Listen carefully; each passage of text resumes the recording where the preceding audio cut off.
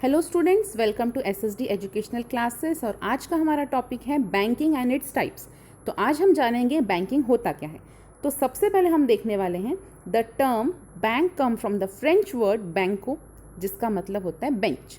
In the earlier days money lender use to display coins of different currencies in big heap और benches और table for the purpose of lending और exchanging. इसलिए इसे हम banking कहते हैं, क्योंकि पुराने ज़माने में जब हम बैंकिंग की करेंसीज जब हम लेन देन करते थे तो जो बेंच पे रखते थे या टेबल पे रखते थे, तो इसलिए यहाँ पे बैंकिंग का वर्ड आया है, बैंको और बेंच। तो देखते हैं मीनिंग क्या है। A bank is a financial institution जो डील करता है डिपॉजिट्स के साथ, एडवांसेस रिलेट करता है, सर्विसेज देता है, और इसी लेन देन के कारण पूरा बैंकिंग सिस्टम चलता है। As per the Indian banking regulation act 1949, तो ये बात हमें ध्यान में रखनी है कि इंडियन बैंकिंग रेगुलेशन एक्ट 1949 का है, जिसके हिसाब से डेफिनेशन बताई गई है, any company which transact the bank of business of banking in India and the word banking has been defined as accepting for the purpose of lending or investing of deposit. It means bank एक ऐसा institution है जो लोगों से deposit accept करता है और जिन लोगों को ज़रूरत है उन लोगों को लोन भी प्रोवाइड करता है, और जहाँ जहाँ ज़रूरत पड़ती है वहाँ पर इन्वेस्ट भी करता है। लेकिन जब भी एक बैंक डिपॉजिट एक्सेप्ट करता है, उनको पब्लिक को लौटाना पड़ता है जब पब्लिक डिमांड करती है। It means repayable on demand or otherwise and withdrawable by cheque, draft and order or otherwise. तो जब भी एक पर्सन या आपका कस्टमर जो डिपॉजिट कर रहा है डिमांड करेगा, तो बैंक को उसे लौटाना भी पड़ता है। अब वो लौटाएगा चेक के फॉर्म में, ड्राफ्ट के फॉर्म में, या जैसे भी उसके कस्टमर ने डिमांड की होगी उस फॉर्म में। आइए देखते हैं कुछ टाइप्स ऑफ बैंक्स। तो ये डायग्राम से आपको पता चलता है कि central bank, commercial bank, cooperative bank, development bank, exchange bank, regional rural bank, saving bank, investment bank और स्पेशलाइज्ड बैंक, इतने प्रकार के बैंक्स होते हैं। तो सबसे पहले हम पढ़ेंगे सेंट्रल बैंक।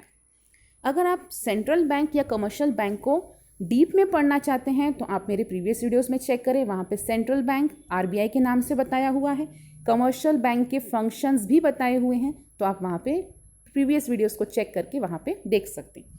तो यहाँ पर जो बताया गया है, central bank is the apex financial institution, क्योंकि सेंट्रल बैंक सबसे हेड में रहती है, जिसे हम आरबीआई कहते हैं। हर कंट्री की एक सेंट्रल बैंक होती है। इंडिया की जो सेंट्रल बैंक है वो है RBI. RBI is the central bank.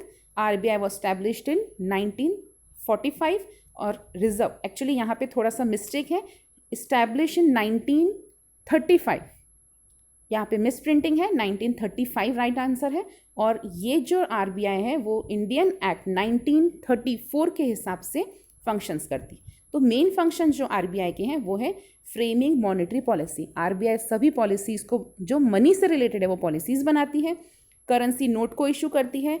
RBI act करती है as a banker to government, government को जब भी पैसों की ज़रूरत पड़ती है आरबीआई उसे हेल्प करती है। Act as a bankers bank, कभी भी कमर्शियल बैंकों को नीड रहेगी तो आरबीआई उससे हेल्प करती है। फिर आता है commercial bank. Commercial bank economic और सोशल डेवलपमेंट में काम आती है। अधिकतर कमर्शियल बैंक के दो फंक्शंस रहते हैं, एक है प्राइमरी, एक है सेकेंडरी। प्राइमरी फंक्शन में वो एक्सेप्ट करती है डिपॉजिट और मनी लेंड करने में हेल्प करती है, मतलब लोन देने में हेल्प करती है। वही सेकेंडरी फंक्शंस जो है, it is divided into two part, that is agency function and utility function. तो अधिकतर अगर आप देखेंगे इंडिया में कमर्शियल बैंक्स जो है वो तीन ग्रुप में डिवाइडेड है, public sector bank, private sector bank और फॉरेन बैंक। अगर हम बात कर रहे हैं पब्लिक सेक्टर बैंक, तो इसका पूरा जो भी मैनेजमेंट रहता है वो गवर्नमेंट के हाथ में रहता है, जैसे state bank of India. Private sector bank में जो पैसे रहते हैं या इन्वेस्टमेंट रहता है वो इंडिविजुअल पर्सन का रहता है, जैसे एक्सिस बैंक, HDFC। और foreign banks are those banks which are establish outside India but these bank have branches in India. ऐसे फॉरेन बैंक जो बाहर कंट्रीज में, इंडिया में नहीं है लेकिन उनकी ब्रांचेस इंडिया में है, जैसे example city bank, HSBC bank. तो ये सारे बैंक्स रहते हैं जो कमर्शियल बैंक में चलते हैं। Next is cooperative bank. In India cooperative bank का registered under Indian cooperative society act 1912। 1912 के हिसाब से इंडियन सोसाइटी एक्ट के अंतर्गत जितने भी बैंक रजिस्टर्ड किए गए हैं उसे हम कहते हैं कोऑपरेटिव बैंक। यहाँ पे एक कोऑपरेटिव सिस्टम में रहता है जहाँ पे कुछ लोग आपस में मिलकर अपने कैपिटल को इकट्ठा करते हैं और कोऑपरेटिव सोसाइटी में रजिस्टर कराते हैं, और कोऑपरेटिव सोसाइटी का मेन मोटिव रहता है सर्विस मोटिव, न कि profit motive. Cooperative banks are popular in semi urban area या रूरल एरिया में या गांव के एरिया में, बैकवर्ड एरिया में, फार्मर्स के लिए, इन सब के लिए कोऑपरेटिव बैंक्स अधिकतर बनाए जाते हैं।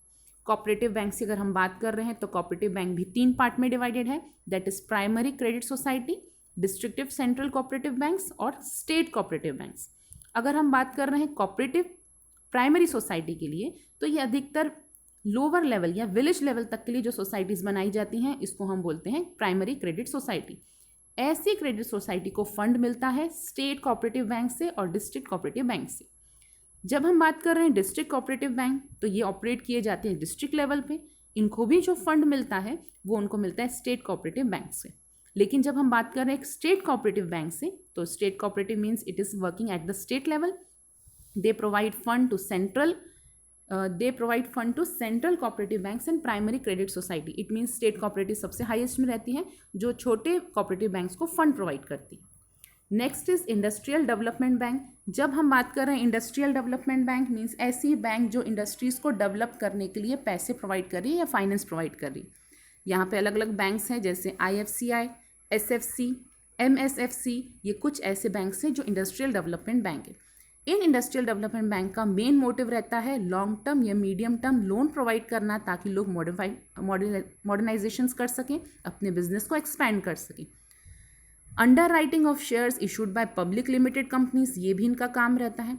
परचेज करते हैं किसी भी डिबेंचर्स या बॉन्ड को और फिर उनको इंडस्ट्री को डेवलपमेंट करने के लिए बेचते हैं। वहीं एक्सचेंज बैंक कौन सी बैंक होती है? Exchange bank as well as large commercial bank facilitates foreign exchange transaction. जो एक्सचेंज बैंक रहती है वो फॉरेन एक्सचेंज के साथ, फॉरेन करेंसीज के साथ एक्सचेंज करने में हेल्प करती है। जैसे यहाँ पे इनके कुछ फंक्शंस बताए गए हैं एक्सचेंज बैंक के लिए। Financing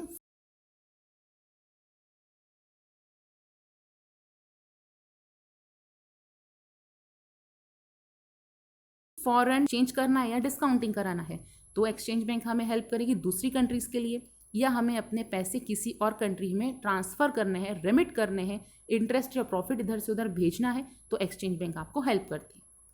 next is regional rural bank जिसको हम RRB भी कहते हैं। It was stablish in 1975। यहाँ पे RRB जो रहता है, these banks are sponsored by large public sector से चलाती है।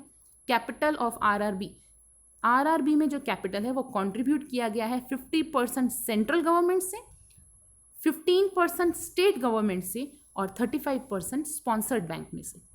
RRB mobilise deposit primarily from rural and semi urban area. अधिकतर RRB अपना पैसा जो डिपॉजिट कलेक्ट करता है वो रूरल एरिया से या सेमी अर्बन एरिया से करता है। जैसे कि नाम सजेस्ट कर रहा है regional rural bank, it means finances provided to rural area for the development of reason.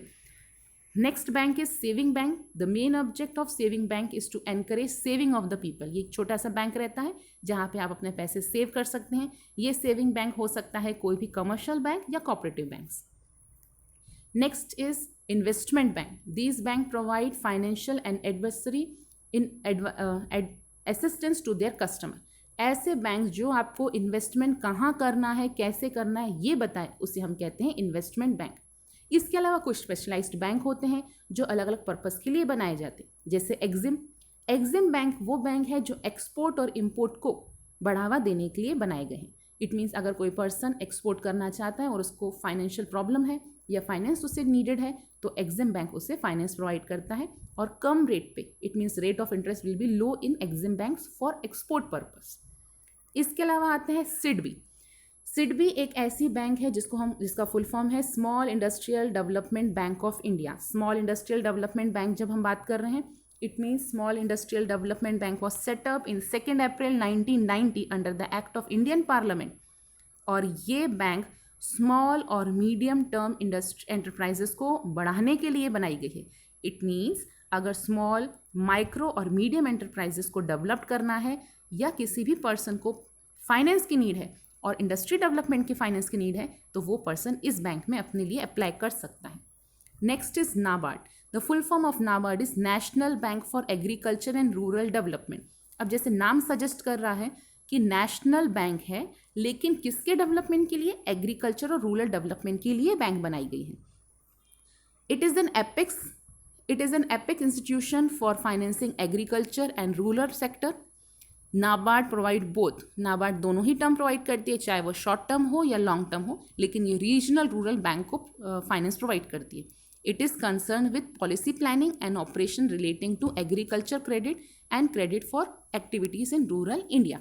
तो नाबार्ड एक ऐसी बैंक है जो एग्रीकल्चर या रूरल डेवलपमेंट में हेल्प करती है. न्यू मॉडल ऑफ बैंकिंग, आजकल अगर हम देख रहे हैं तो न्यू मॉडल के तौर पे स्मॉल फाइनेंस बैंक है. बहुत सारे छोटे छोटे फाइनेंस बैंक्स आते हैं जो डेवलपमेंट में काम करते हैं और इनका मेन मोटिव है provision of saving for unreserved and under served section. जो पॉपुलेशन ऐसे एरिया में जहाँ पे पॉपुलेशन कम है, यहाँ पे स्मॉल फाइनेंस बैंक रहती हैं जो मार्जिनल फार्मर, माइक्रो या स्मॉल इंडस्ट्रीज़ को डेवलप करने में काम आती है. इनका एग्जाम्पल है जना small finance bank, AU small finance bank. ये ऐसी फाइनेंस बैंक है जो छोटे छोटे एरिया में काम करती है. इनका भी रेगुलेशन जो है वो कंपनीज एक्ट 1956 और रिजर्व बैंक ऑफ इंडिया 1934 के हिसाब से चलता है. तो इसमें थे हमारे पास पेमेंट बैंक. एक लास्ट है payment bank. It is a new model banking. It is conceptional by reserve bank.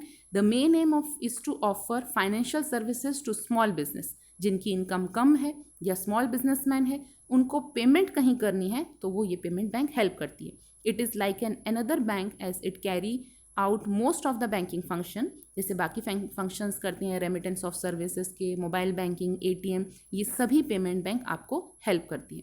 Similarly अगर हम देखते हैं तो 1 लाख तक के पेमेंट जो रहती है उसकी एग्जाम्पल्स अगर हम बता सकते हैं, Indian post bank payment bank है, एयरटेल पेमेंट बैंक है, पेटीएम पेमेंट बैंक है. ये सब कुछ एग्जाम्पल्स है पेमेंट बैंक के लिए. होप फ्रेंड्स आपको हमारा वीडियो पसंद आया होगा, और अगर आपको हमारा वीडियो पसंद आया है तो इसे लाइक कीजिए, चैनल को सब्सक्राइब कीजिए, और कोई भी डाउट है तो आप कमेंट सेक्शन बॉक्स में पोस्ट कर सकते हैं. I will reply for you. Thank you.